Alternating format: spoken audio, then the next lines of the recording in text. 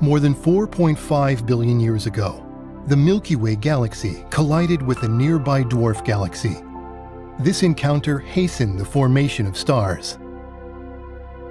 Our solar system is a part of the Milky Way galaxy.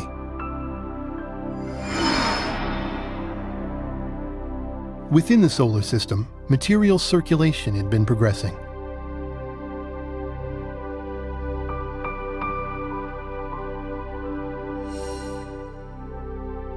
The water component from the outer region evaporated to make materials dry.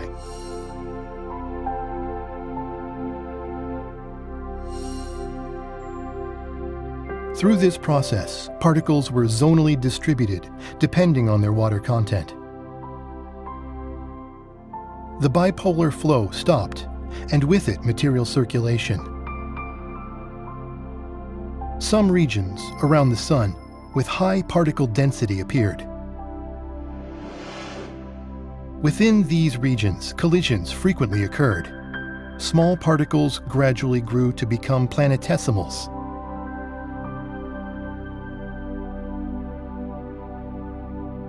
Planetesimals continued colliding with smaller particles and other planetesimals, eventually growing to planets, such as the Earth.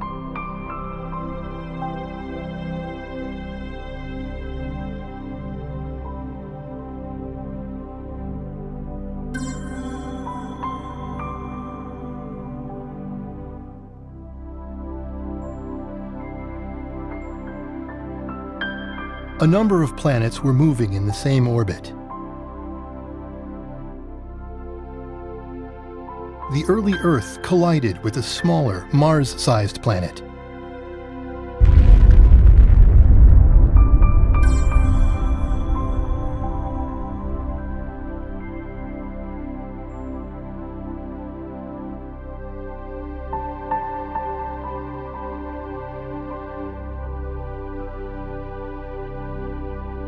Debris from this impact eventually came to form our Moon.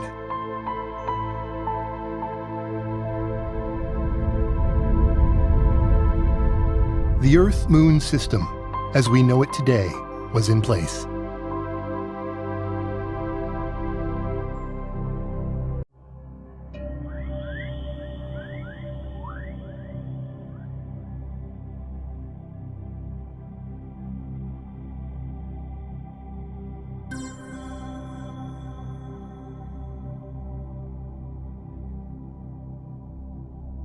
The early dry Earth had neither an atmosphere nor an ocean. Countless planetesimals and icy planets bombarded the Earth. Over a period of 200 million years, an ocean atmosphere system is being formed from carbon, hydrogen, oxygen, and nitrogen contained in planetesimals. At that time, the ocean was still toxic with high salinity and an overabundance of heavy metals. It was too toxic to support life.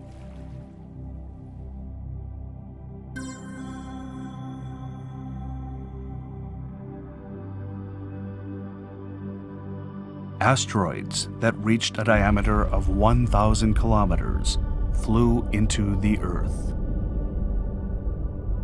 On impact, both the crust and asteroids became plasma in an instant. The surface was covered with magma. In the center of the crater, a basaltic central cone formed.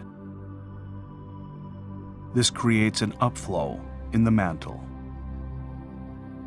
As the magma cooled and solidified, a basaltic crust thinner than the continental crust formed. This is called oceanic crust.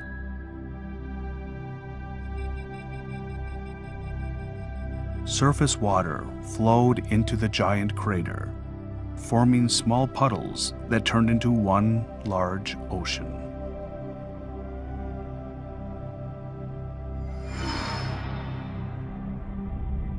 The subsequent rising mantle created a breach in the oceanic crust and formed a ridge. Uplift of the plate by mantle convection caused horizontal slippage due to the weight of the plate. This is plate tectonics in action.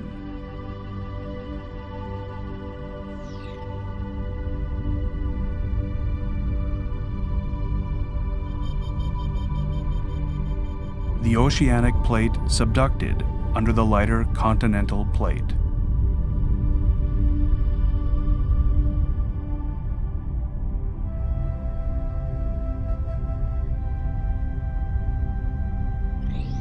Weathered sediments neutralized the ultra-acidic ocean.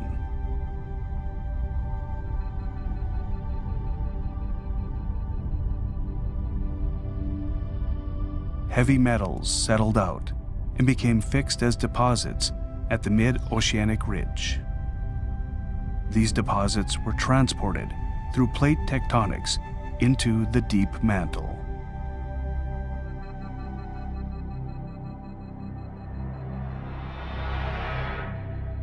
Gradually, the ocean became a habitable environment.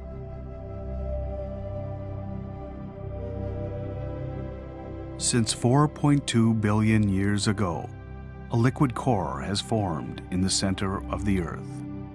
Convection within the liquid core created a strong magnetic field surrounding the Earth. This geomagnetic field shields the Earth's surface from solar winds and cosmic rays. The Earth's surface was nearing readiness for life.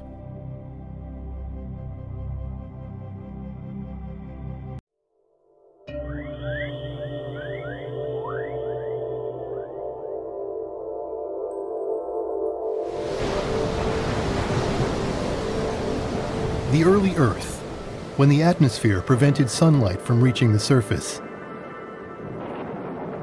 Primitive life was about to emerge underground, in the cave of a geyser.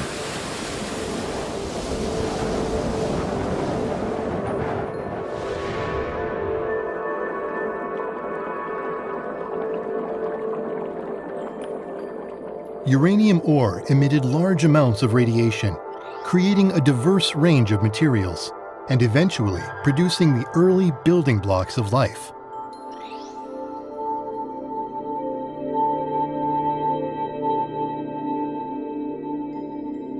Water boiled and rose up to the surface, and the surface water flowed back down into the natural nuclear reactor. The temperature of the geyser water remained below 100 degrees, protecting the newly formed biomolecules. The underground environment was reductive, while the surface environment oxidizing. These conditions were necessary to synthesize biomolecules.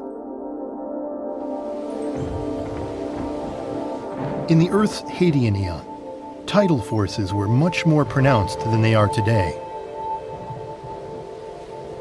Even lakes had significant ebb and flow of water, creating wet and dry cycles. These wet and dry cycles were one of the most crucial factors in producing the building blocks of life.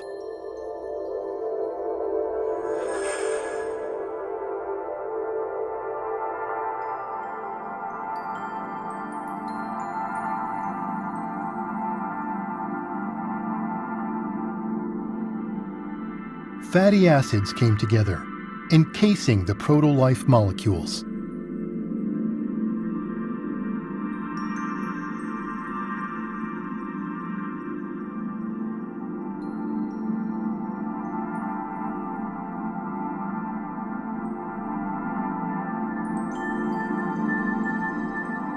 Polymerization progressed under the wet and dry cycles. Eventually, protein-like basic materials that could act as catalysts were produced.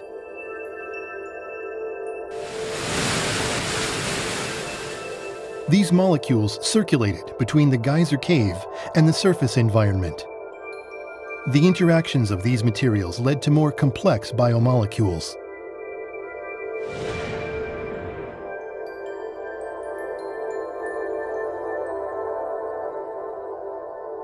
Proto-RNA combined with enzyme-like basic materials and evolved into ribozymes.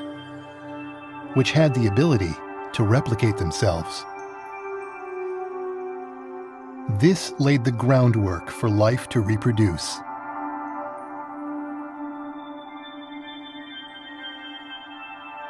Finally, these molecules were enclosed within lipid membranes, forming primitive protocellular life.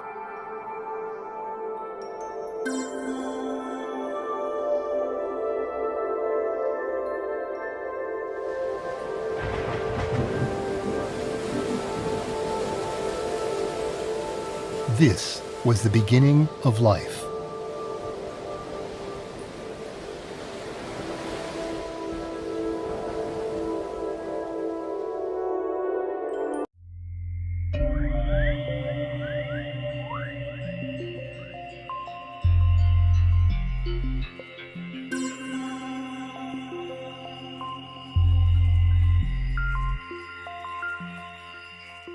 The Earth's plate tectonics, which had begun with the creation of its ocean, eventually destroyed its primordial continent and subsumed it to the deep mantle.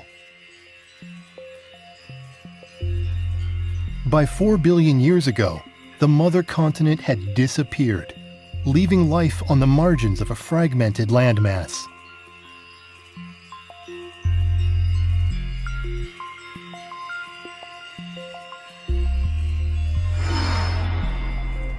Inside the Earth, a dramatic change was about to begin.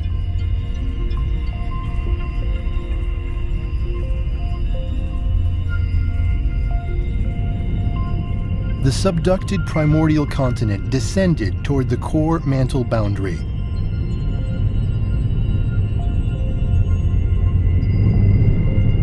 The wealth of radioactive elements in the primordial continent caused the uppermost part of the core to melt.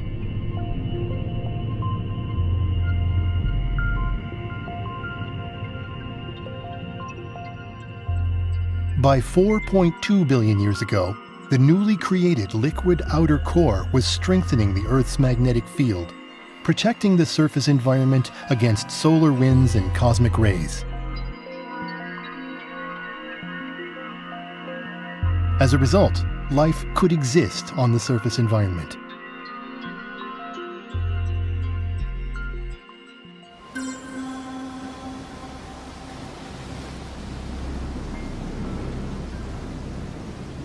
The supply of energy and nutrients through material circulation is necessary for life. The essential mechanism to maintain life is an endless flow of electrons. The first proto-life couldn't survive very far from the nuclear geyser due to insufficient energy.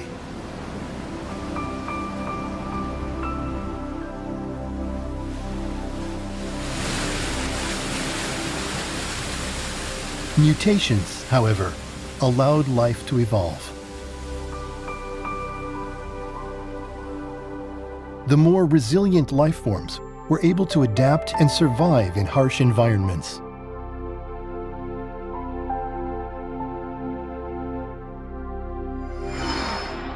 This second stage of proto-life evolved to make use of the sunlight available on the Earth's surface.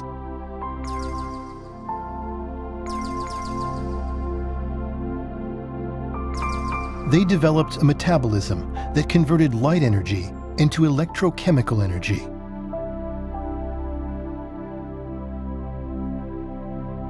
Moreover, they used sugars to store energy for the sunless night hours.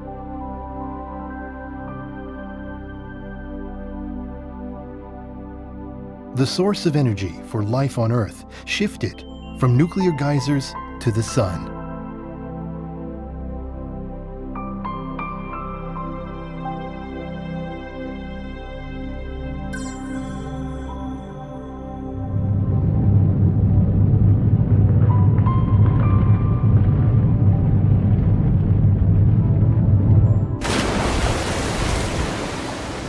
Around 4.1 billion years ago, the ocean was still extremely toxic, killing off most of the proto-life forms within it.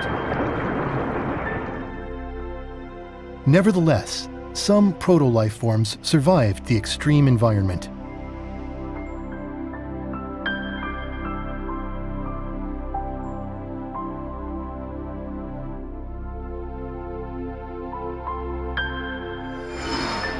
They developed protective mechanisms to prevent the metallic ions in the ocean water from entering their protocells.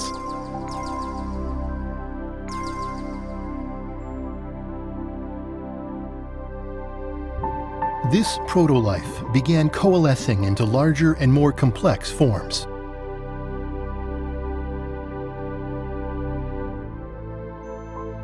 Modern life forms use only 20 kinds of amino acids.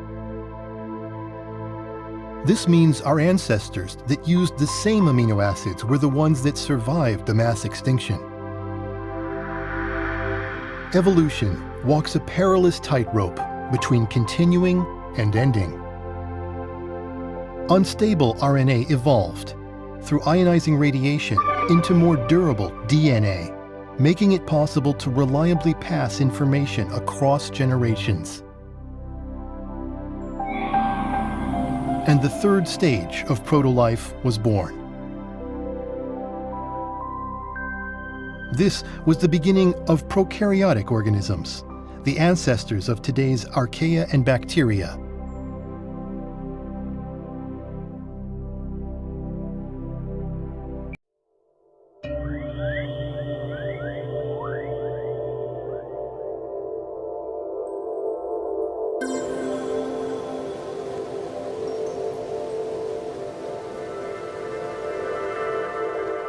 Oxygen, when unbound to any other material, can be toxic to life because oxygen destroys the reductive life body.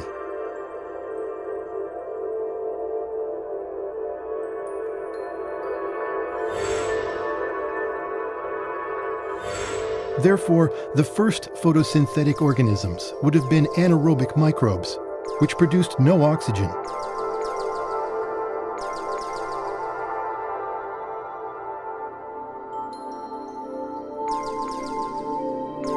Life, however, adapted, taking advantage of oxygen. As a valuable source of additional energy.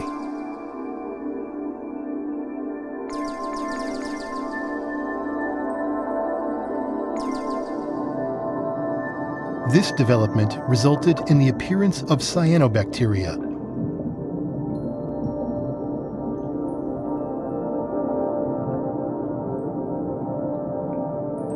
Cyanobacteria produced oxygen, which crystallized into felsic iron-bearing oxide, reducing the iron content of the ocean. Still, the ocean was 5 times as saline as it is today.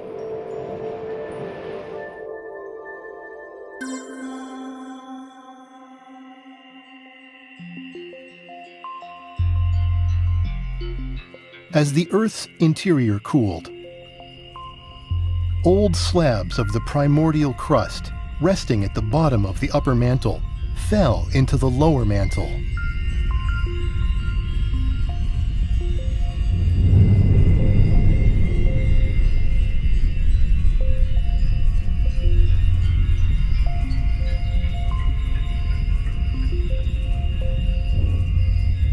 Meanwhile, numerous mantle plumes ascended from the lower mantle into the upper mantle. This phenomenon is known as mantle overturn. Mantle plumes pushed the basaltic crust upward, generating landmass.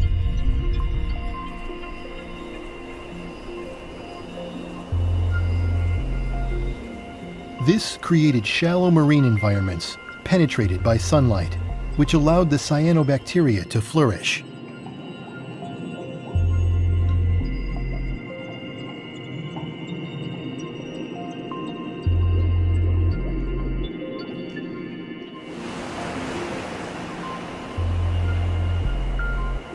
The oxygen produced by the cyanobacteria gradually altered the Earth's atmosphere.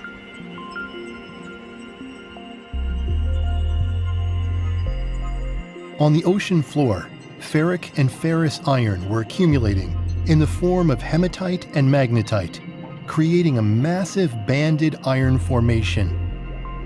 By 2.5 billion years ago, the remaining banded iron formation was a few kilometers thick.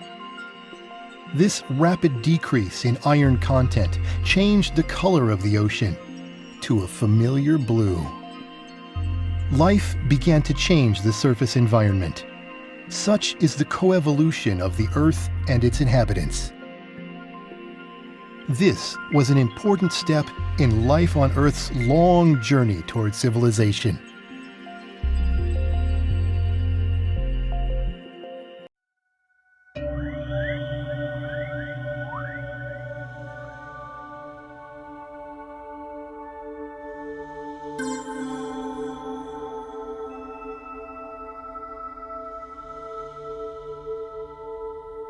A collision between the Milky Way and a nearby dwarf galaxy produced countless glowing stars.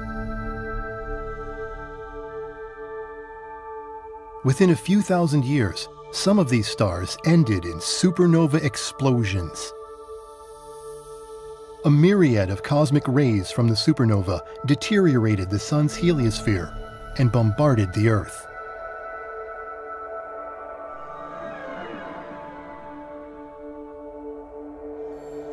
These cosmic rays helped generate cloud condensation nuclei, which produced more and more clouds until the Earth was completely blanketed with them. The thick cloud cover prevented sunlight from reaching the surface of the Earth.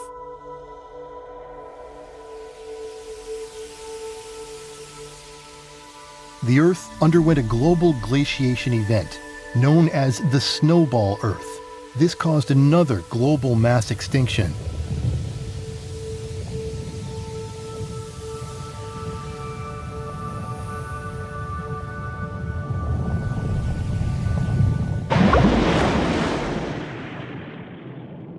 But once again, some life survived yet another difficult period beneath the ice sheet.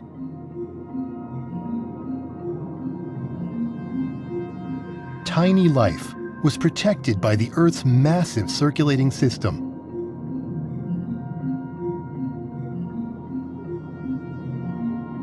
And the Earth is similarly held in place by the solar system and the expansive universe.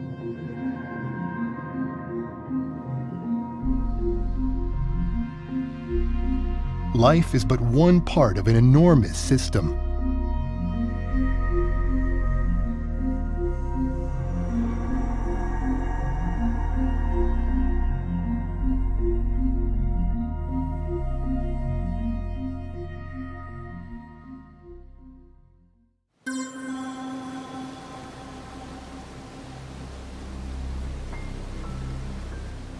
The prokaryotes survived the Snowball Earth, evolving into more complex life, such as endosymbiotic systems living together inside cells. They formed mitochondria and chloroplasts, which allowed them to get more energy from oxygen.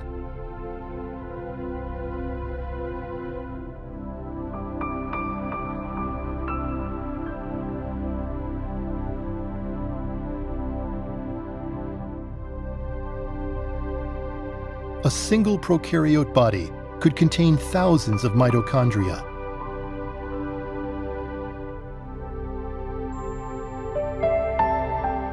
A nuclear membrane formed, protecting DNA from the oxygen-dense ocean water.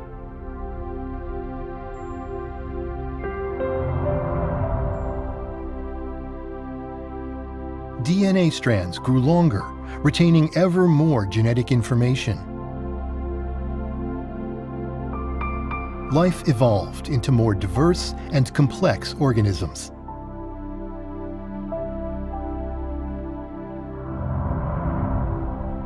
At long last, the eukaryotes appeared. The eukaryotes grew 1,000,000 times larger than the prokaryotes. In theory, everything inevitably falls into disorder. And yet, life is orderly and increasingly complex. Life seems to continue evolving, undeterred by universal entropy.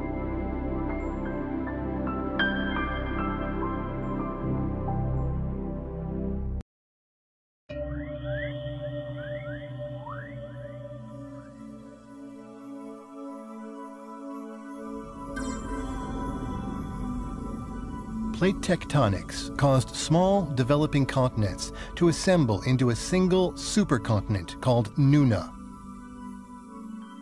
As Nuna formed, its burgeoning landmass provided cyanobacteria with an expanding habitat in its lakes, rivers, wetlands, and estuaries.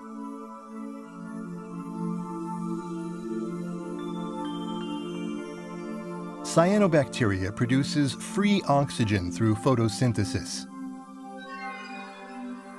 At that time, however, most of the free oxygen produced was consumed in decomposing dead cyanobacteria, so very little free oxygen accumulated in the atmosphere.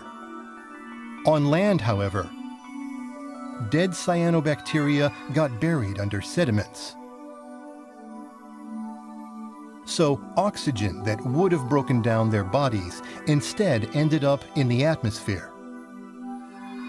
The presence of a large landmass helped increase the amount of oxygen in the atmosphere. As the total land area on the surface of the Earth increased, so too did atmospheric oxygen levels, dramatically.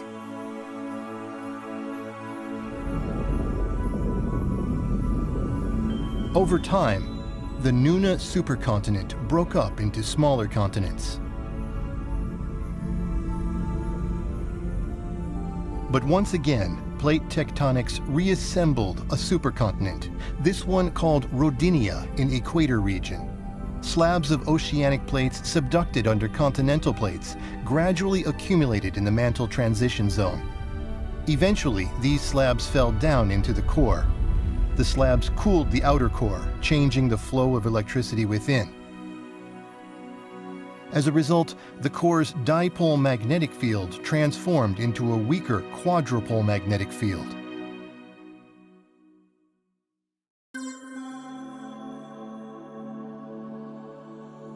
The Milky Way galaxy collided with a dwarf galaxy and underwent a transition into starburst conditions. Over time, these newly produced stars ended in supernova explosions, bombarding the Earth with cosmic rays. The Earth, with its weak quadrupole magnetic field, was heavily affected. Clouds covered the entire Earth, and ice covered its surface. A series of supernova explosions occurred. Long periods of extreme heat were punctuated by shorter periods of extreme cold. In the extremely cold periods, oxygen in the atmosphere fell to Archean eon levels, causing mass extinctions. These mass extinctions, however, created great opportunities for life to evolve into something completely new. Repeated influxes of cosmic rays and drastic fluctuations in oxygen levels. These environmental changes caused genetic mutations that accelerated the appearance of new species.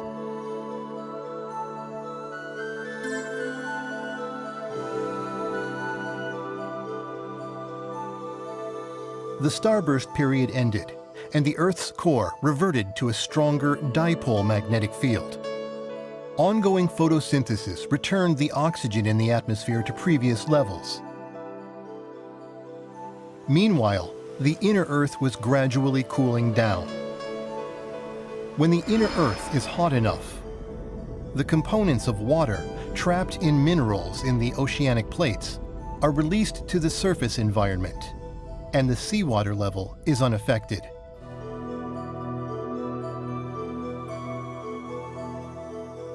However, once the mantle temperature drops below 650 degrees Celsius, minerals carry these water components down into the upper mantle.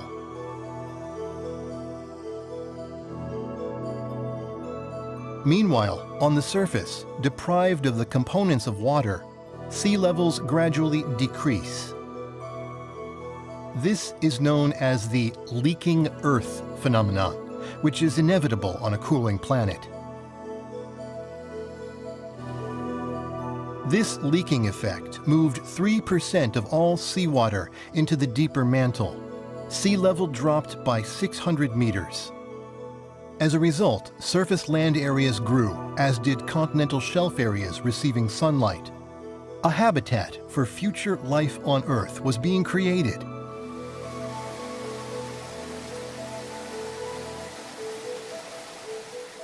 Rivers carried nutrients from the inlands down to the continental shelves. And the additional landmass significantly accelerated the buildup of oxygen in the atmosphere. These processes set the stage for an explosive evolution of life forms.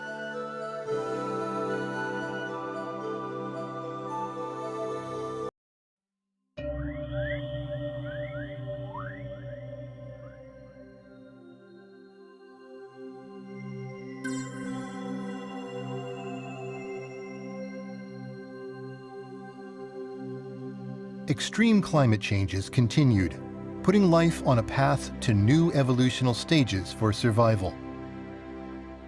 Life evolved with prokaryotes and eukaryotes living together as ever larger symbiotic organisms, compensating for each other's shortcomings and thriving as a whole.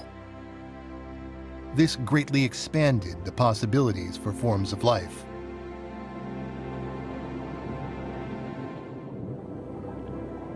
Life forms grew to 1 million times the size of eukaryotes and 1 trillion times the size of prokaryotes. The appearance of multicellular life was a critical leap for evolution.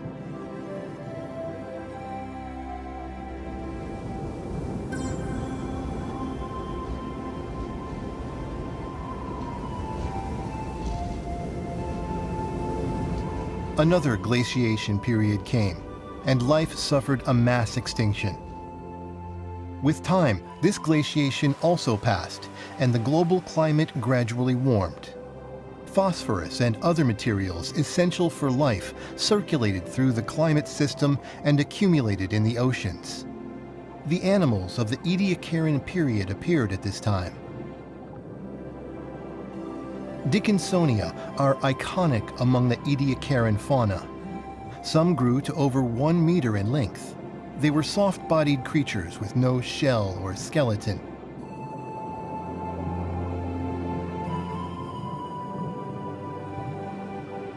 They probably lived in warm, shallow marine environments around the Rodinia supercontinent.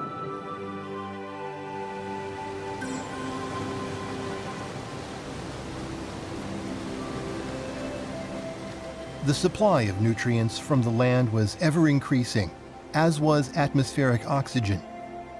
The amount of ferrous iron in the oceans increased. The ferrous iron oxidized, once again creating large bands of iron. Phosphorus and calcium levels in the ocean increased.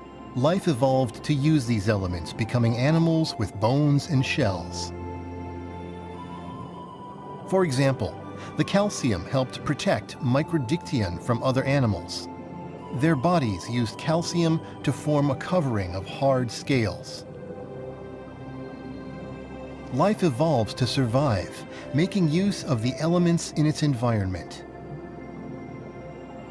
And the Earth's environment alters the shapes of life.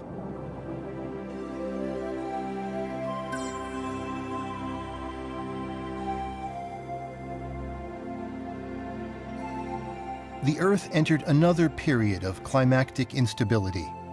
The Earth alternated between periods of extreme heat and extreme cold for tens of millions of years. These severe changes killed off the Ediacaran fauna. Nevertheless, new species were about to appear.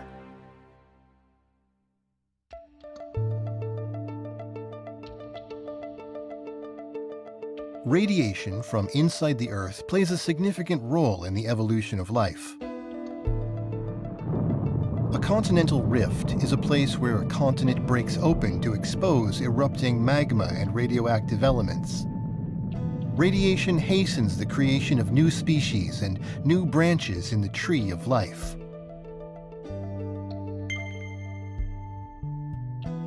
This is stem evolution, creating new species at continental rifts.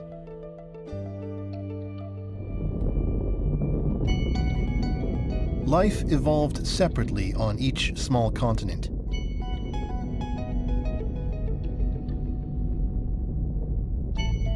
When small continents recombined, their life forms crossbred.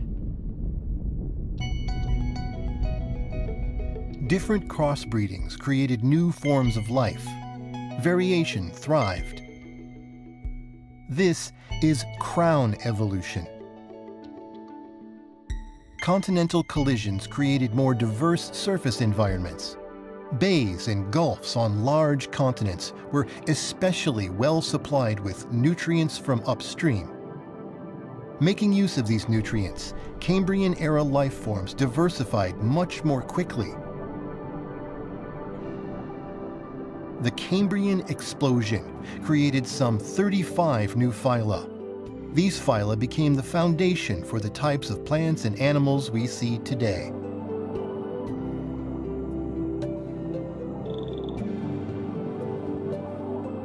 There are three main ways that life evolved.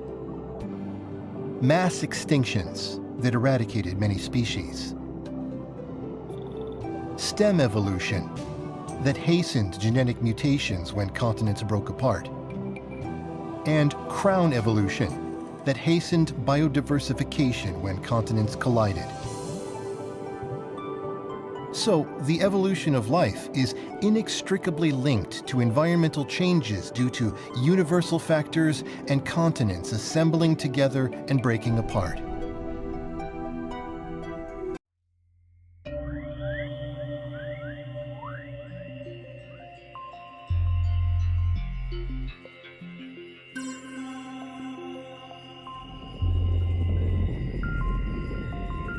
The ocean was more than 5 times as saline as it is today.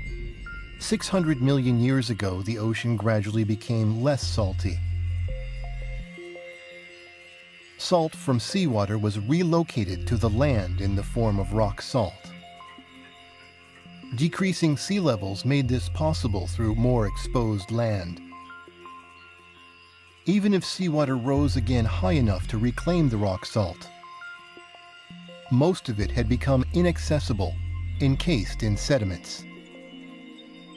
The decrease in seawater salinity made the ocean more hospitable to diverse life forms.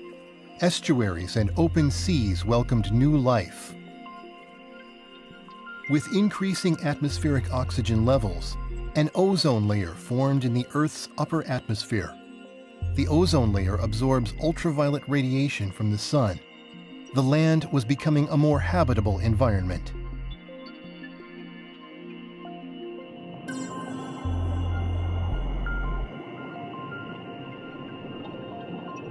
Algae was the first life form to transition out of the water onto the challenging land environment. This is why algae evolved before animals did. When insects appeared, they co-evolved together with plants.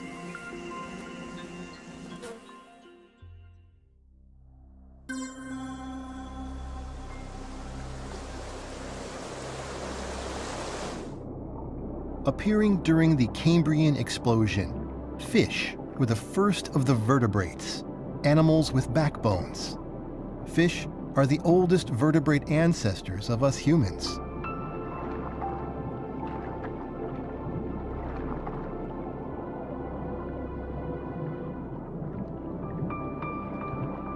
As fish continued to evolve, Ichthyostega appeared, the ancestor of amphibians.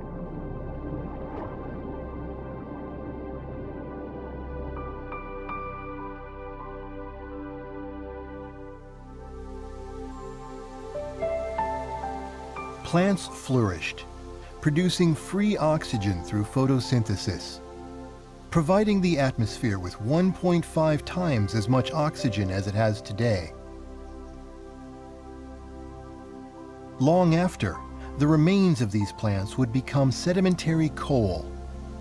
That coal would help fuel the remarkable breakthroughs for human civilization that started with the Industrial Revolution.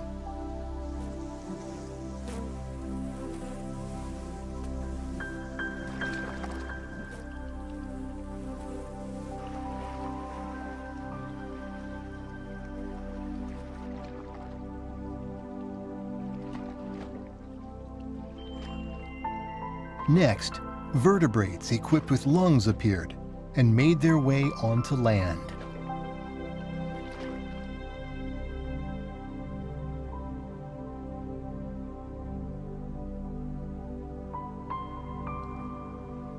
The tree of life evolved, branching from fish to amphibians to reptiles and then dinosaurs and mammals, and eventually to humans. This guy hasn't found out about all that just yet.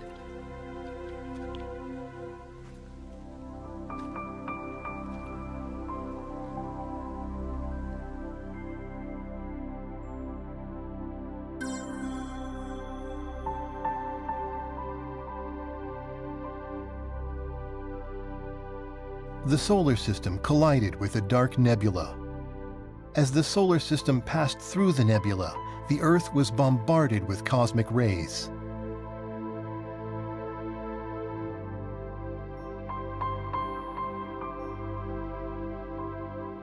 The Earth entered yet another frozen age. Plants were affected first, dramatically reducing the oxygen they supplied to the atmosphere. The surface environment reverted to an anaerobic state, like during the Archean period. The lack of oxygen killed off most species of amphibians, reptiles, and insects. Life managed to continue evolving, but faced another big challenge.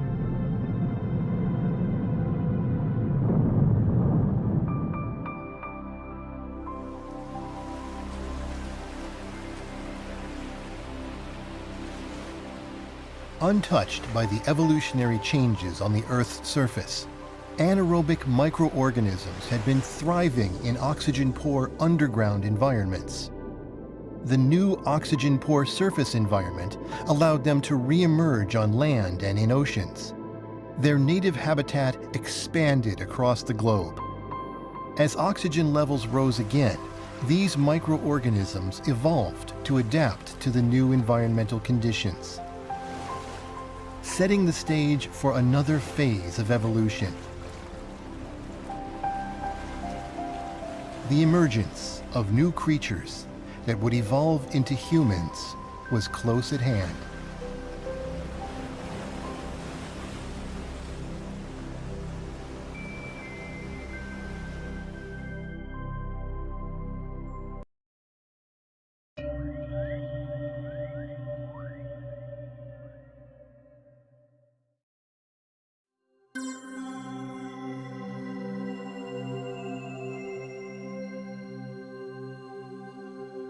On the supercontinent Pangaea, mammals and reptiles appeared and started evolving under a warm climate.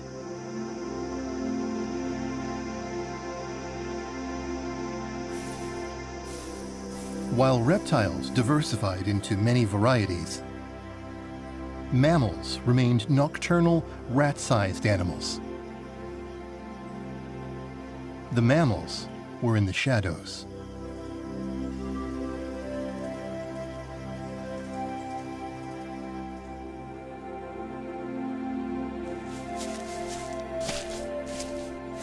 With the appearance of dinosaurs, reptiles entered a golden age. Dinosaurs prevailed against many other animal species and won the struggle for survival. High radiation magma is produced when a continent is split apart, and this is where stem evolution occurs due to induced mutation.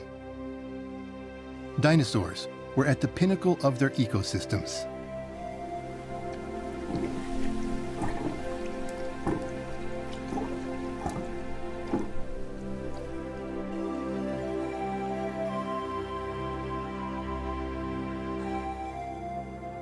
The pieces of northern Pangaea that had split later rejoined. This caused crown evolution. Amalgamation of continents brings the hybridization of life, and new species spread out to other continents.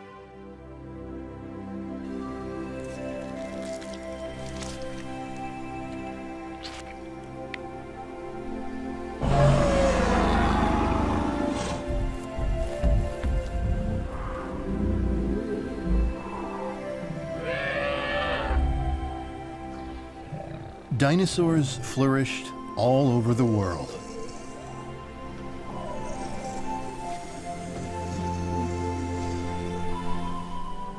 In the plant world, angiosperms with advanced reproductive capacities appeared. Angiosperms utilize animals to help with pollination and thus flourished. On the other hand, the habitat of gymnosperms was reduced.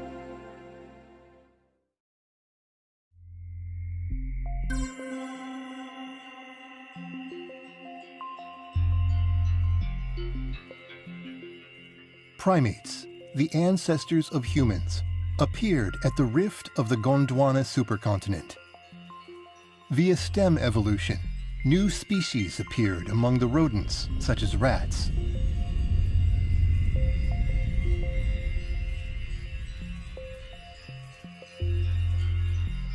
With time, Gondwana split into South America and Africa. After South America was isolated, the primates there evolved into the New World monkeys. On the African continent, the primates evolved into the Old World monkeys. After the Indian subcontinent split off from Antarctica, primates on this continent evolved into the lorises. Primates evolved independently on each continent. And in this way, many species of primate appeared.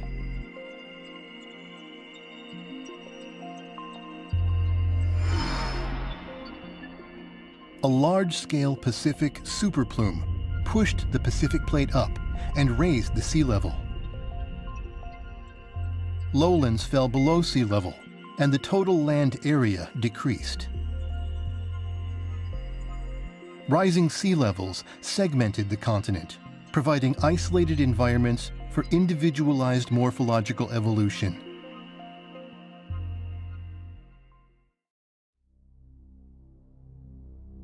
A universe-scale event had changed Earth's surface environment.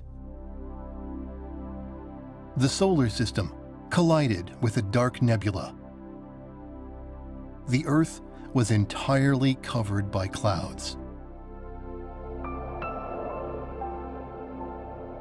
Global cooling progressed, catastrophically damaging ecosystems.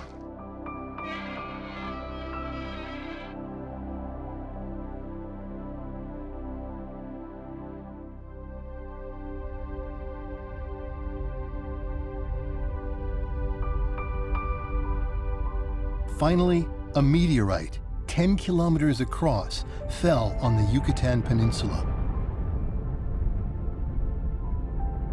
This event was the final trigger to cause the mass extinction of dinosaurs. The fate of the Earth's life is deeply connected to the events in the universe.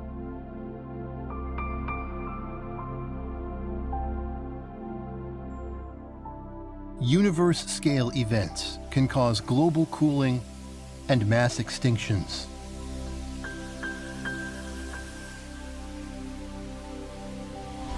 Moreover, galactic cosmic rays directly affect the DNA that carries the blueprints of life. Cosmic rays cause mutations which promote evolution. All aspects of life on the Earth are thus influenced by universe-scale events.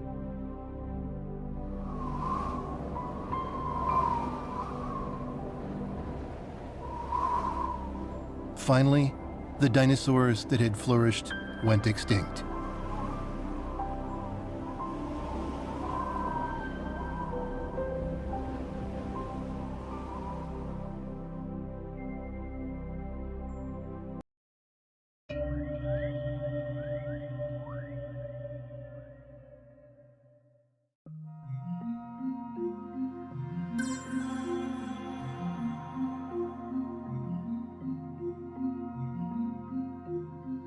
Along the African Rift Valley, explosive volcanic activity continued. and peculiar magma containing abundant radioactive elements erupted. Old world monkeys, a new clade of primates, appeared there. They are thought to be our remote ancestors.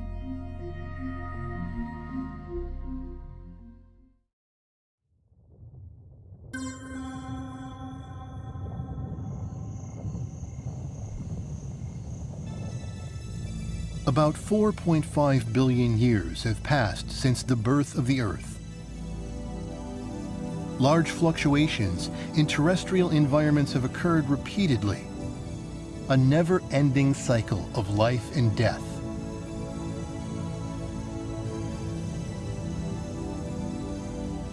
Finally, human beings appeared. This was the onset of the Humanozoic eon. Humans have a unique set of genetic regions called human accelerated regions, or HARs, and these regions differentiate humans from other animals. Humans developed enlarged brains that enabled them to gain language capabilities. They also gained the abilities to think, to be conscious, to remember, and to imagine. The brain volume of human beings has discontinuously increased in 3 stages. The growth of brain volume seems to be synchronized with large-scale volcanic eruptions. This indicates that the increase in brain volume is caused by stem evolution, driven by high R magma.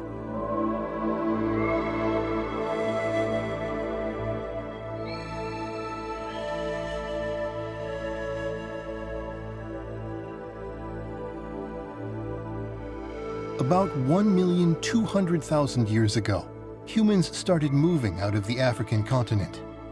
The last common female ancestor who left the African continent 200,000 years ago is called mitochondrial Eve. Descendants of mitochondrial Eve entered North America and Central America 15,000 years ago. 10,000 years ago, further descendants reached the southern tip of South America. They had spread all over the world. Since then, an epochal advance of human civilization has taken place.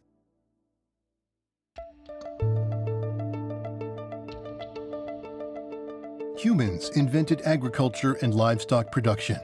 With these methods, a stable food supply became possible. Human populations increased rapidly.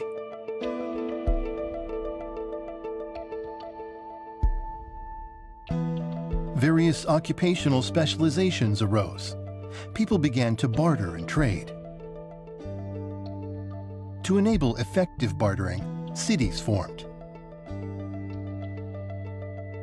With time, small cities developed into small city-states, with currencies, economies, laws, courts, and police. Finally, the 4 great civilizations of the world appeared along large rivers, where food productivity is higher than in other regions.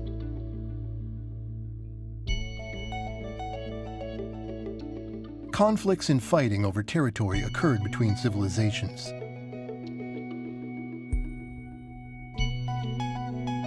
To avoid fighting, religions spread to replace governance by royal families entrenched through inheritance. With time, national leaders came to be elected by voters. Modern democratic nations appeared. Democracy is a social form that grants freedom, equality, and basic human rights. The Industrial Revolution began in Great Britain after the Principia by Isaac Newton was published. New technologies, established or applied based on scientific knowledge, dramatically changed human society. The invention of the steam locomotive enabled transportation of goods by railway. The invention of cars and airplanes enabled us to travel long distances easily.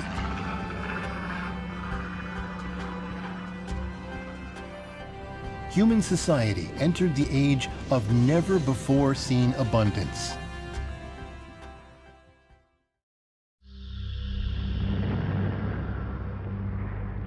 However, war occurred incessantly. Sometimes, irreversible tragedy was caused by the misapplication of scientific knowledge.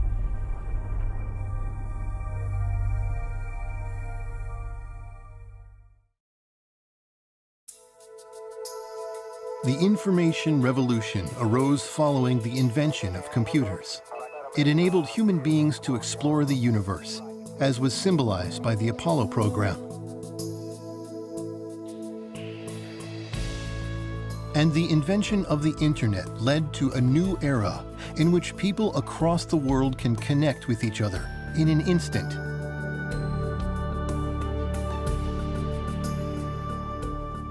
Out of contrition over past wars, the birth of a unified world nation is coming to be realized. In 1993, the EU was formed as a unified state in Europe, where wars had recurred most frequently. In other areas, similar federations have been emerging, bringing us closer to the birth of a unified world nation.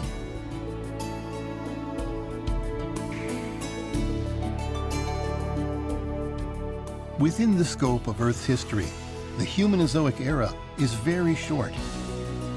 However, it is humans' entire history, unfolding within the context of the Earth's history.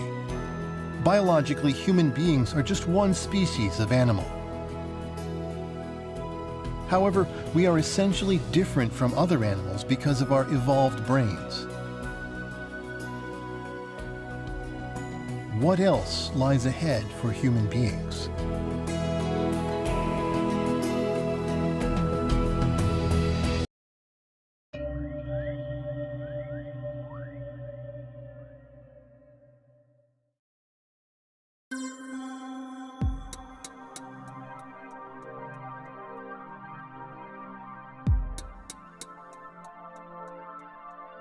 Human activities have been dependent on fossil fuel.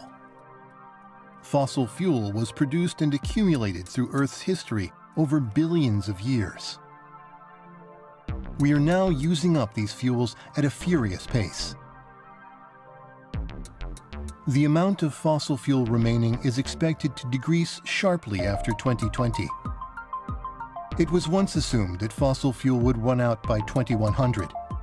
However, due to the shale gas revolution, this depletion will be delayed 100 years. Progress in medical technology and the intake of nutritious meals has caused explosive population growth. As a result, serious food shortages will occur around 2020. These will mark the beginning of the era of 3 billion refugees. However, the world's population is expected to decrease to 5 billion by 2100, after peaking at 10 billion in 2050. Until 2050, the increasing population will continue to cause serious environmental contamination. Numerous global challenges will amplify the anxiety within human societies. What does the future of human beings hold?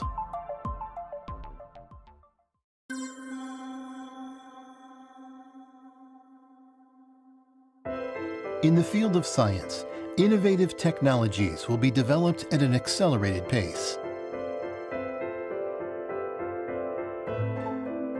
Humans will build a space base on the Moon to prepare for exploration of our solar system's planets. Artificially intelligent robots will be involved in space exploration, assisting humans in their tasks. In the near future, self-replicating robots will appear and will evolve beyond humans' limits.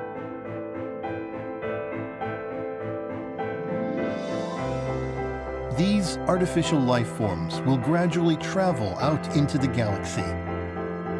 Moreover, new technology enabling us to go into different dimensions will be developed. Humans must become able to recognize the world beyond space and time. Eventually, the role of human beings will be finished.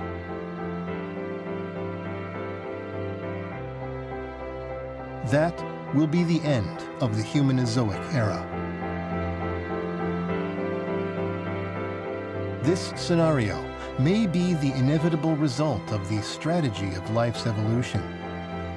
Because in the future, the Earth will face more upheavals than ever before in its history.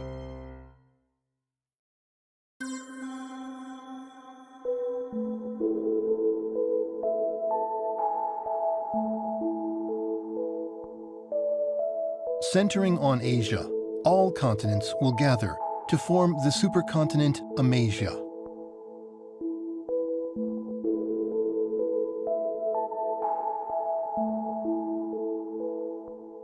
Plants consume atmospheric CO2 to fix carbon in their bodies.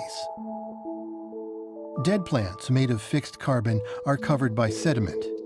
This process plays a role in reducing atmospheric CO2. The appearance of the supercontinent Eurasia will lead to an increase in the land area that can fix carbon. More plants on a larger supercontinent reduce more atmospheric CO2. The amount of CO2 will decrease to 1/10 of the present level. The C4 plants, requiring higher concentrations of CO2, will go extinct. As a result, other animals that rely on the C4 plants for food will be affected. Seawater has been decreasing for the past 600 million years as it has been transported into the mantle in the form of hydrous minerals. Finally, mid-oceanic ridges form summits above the seawater. Water cannot be taken into the crust as a lubricant anymore, and plate tectonics is terminated. This is the fate of a cooling planet.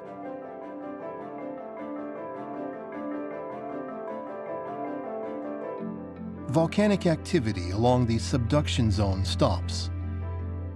Upheaval of the mountains stops. The Earth suffers severe environmental changes due to erosion. Subducted cold plates do not go down to the bottom of the mantle. The outer core is not cooled down anymore, and the geomagnetic field disappears.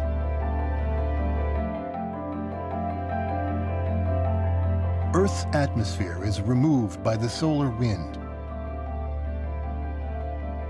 At this point in time, large multicellular animals living in the surface environment go extinct.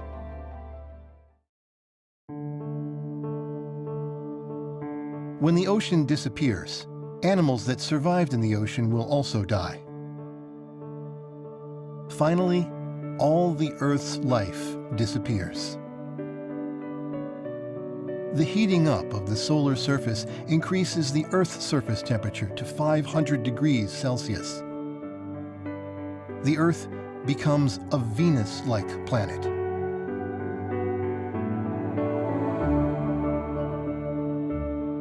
The Andromeda Galaxy collides with our Milky Way galaxy.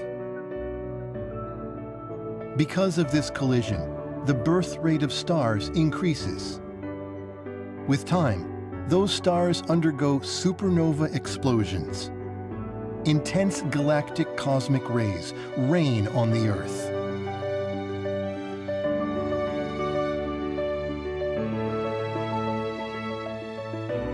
The expanding sun will swallow the Earth. This is the day when the planet Earth, that gave birth to life, will disappear from the universe.